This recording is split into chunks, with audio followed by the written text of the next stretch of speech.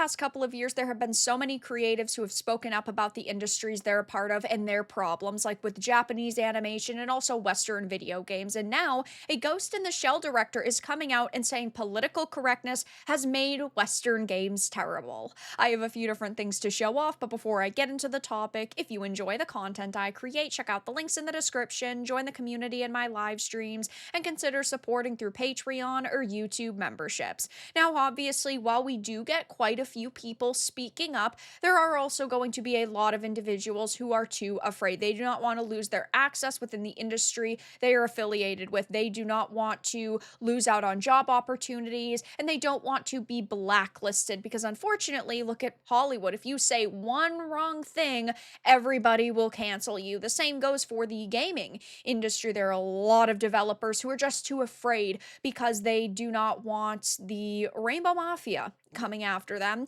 And of course, now we have this Ghost in the Shell director talking about his thoughts on Western video games and Japanese animation, and he is not afraid to speak up. Over the past couple of months, I've talked a lot about Japanese creatives giving their opinions, like Sakurai talking about how he's basically disappointed with Americanized works. We saw the Dragon Quest creator Yuji Horii talking about things like gender in video games and the removal companies going for body types A and B and 1 or 2, and how he thinks that that is ridiculous. And now we have this Ghost in the Shell director coming out and speaking his mind and giving us his thoughts and opinions. So this is a Niche Gamer article. It says Ghost in the Shell director Mamoru Oshii says political correctness has made Western games terrible.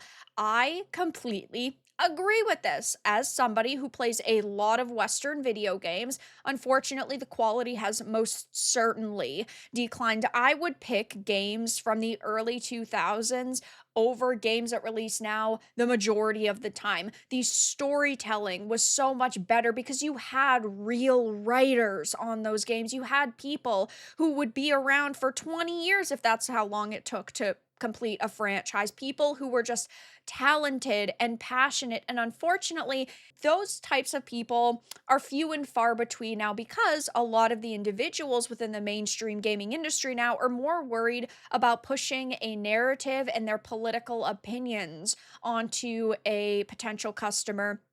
And so what they do is they beat you over the head with certain narratives instead of having them play out within a game, and then you come to your own conclusion on what message you took from it. No, no, no. They want you to walk away with one specific message. And if you don't, well, you are the problem, not them. And none of the people that are working for companies like Obsidian or BioWare can really understand why their previous games were massively successful and their new ones aren't.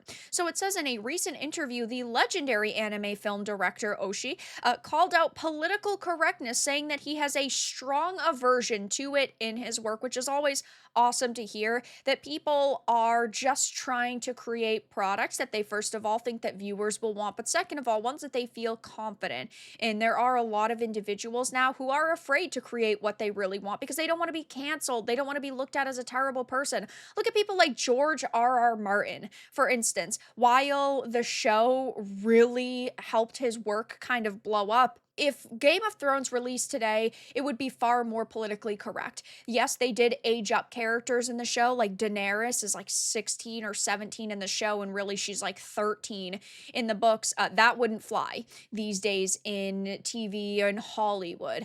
You have themes like SA, for example, which we don't really see a lot of because they're afraid. There's things like incest, like it just would be a completely different product if it released today. And he's even said that he's basically afraid that if he had released it today, it wouldn't be that popular because of these themes. So even someone as successful as him is kind of nervous. Maybe that's also a reason why he hasn't put out another book. But regardless, this individual is famous for his work throughout the 80s, 90s, including directing titles such as Pat Labor the Movie, Ghost in the Shell, and being a writer for the Wolf Brigade. So somebody who is very established. In an interview interview, he took the time to mention political correctness and the role it has in media as a potential tool of censorship and insincerity. So he said political correctness started from the idea of giving legitimacy to the socially weak. There is nothing wrong with that. In a mature society, it is a natural responsibility. However, the problem is that it has taken that its starting point and made the socially weak into the strong. They were given priority in getting into school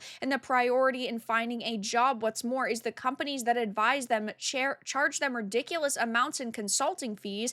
Game companies ask for hundreds of millions of yen from them. Basically, it's based on admiration. If you deny admiration, entertainment loses its reason for existence as entertainment. In the past, even if you said beautiful people, they would say it was discriminatory. Western games are really terrible, and so is political correctness. So he's basically talking about affirmative action. He's disavowing affirmative action because he's mentioning how they basically prioritize one group's agency over another and how that's bad. And that is something that I totally agree with, and something that I'm sure many of you would agree with, unfortunately.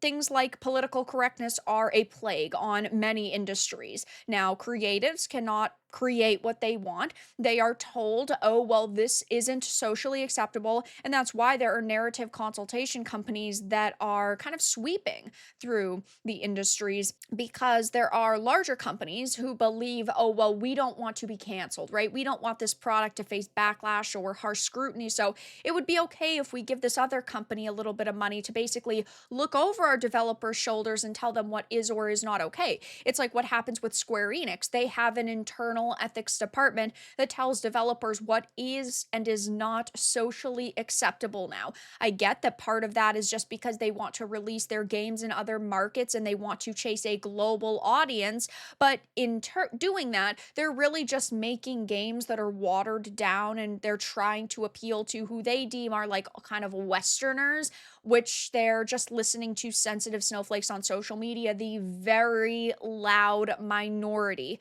of people, what companies should be doing is actually listening to the individuals who purchase their products, but time and time again, they don't. And he specifies Western games, which is definitely true. I've talked a lot recently because of the Oblivion Remastered Edition on body types A and B and 1 and 2, and how there are a lot of Japanese companies who have kind of adopted this, like From Software, for instance. In Elden Ring, there was body types A and body types B, and while I absolutely love that game because it's got amazing combat and fantastic lore, and it's got such a rich world, and it's just such an amazing game overall, that is one of the problems that I had with that title. And I do believe From Software did it because they are trying to chase Western social trends. And unfortunately, it's just something that I think they believe is more prevalent when really it is not. There are more games that are kind of adopting these strategies and pushing these things, but it really just started because of activists within the Western gaming industry who were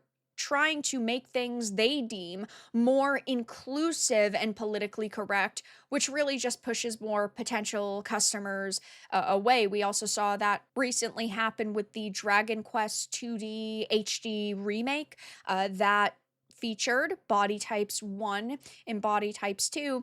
But I do believe that, yes, unfortunately, we have also seen significantly more censorship over the years, and political correctness can be kind of used as a excuse to push censorship onto certain products. The article also mentions this: in recent years, fans have increasingly been skeptical of politically motivated censorship and corporate meddling, considering them at the very least to be insincere, if not outright detrimental to the creative process. And a lot of gamers are, of course, taking to social media and praising this director for his statements. As you can see, he's not wrong, especially if the Oblivion remaster that came out yesterday at the time of this comment is any indication. He's correct. The West cannot even define what a woman is, which is, yeah, I mean, definitely a problem that we are facing at this point in time. Gamers are saying Chad preaching to the choir based. Yes, this is true, true and real. He's entirely correct. Truer words have never been spoken. So he's getting a heck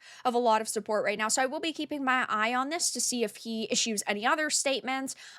It wouldn't surprise me if the mainstream media actually picked this up and decided to kind of attack him for it and label him awful things simply because he has an opinion. But I totally agree when he says that political correctness has made Western games terrible. But that's all that I really had to discuss in this video. Let everyone know your thoughts in the comments below. If you enjoyed this, give it a like, and if you didn't, give it a dislike. I appreciate your support either way, but I'll talk to you all again in the next video really soon.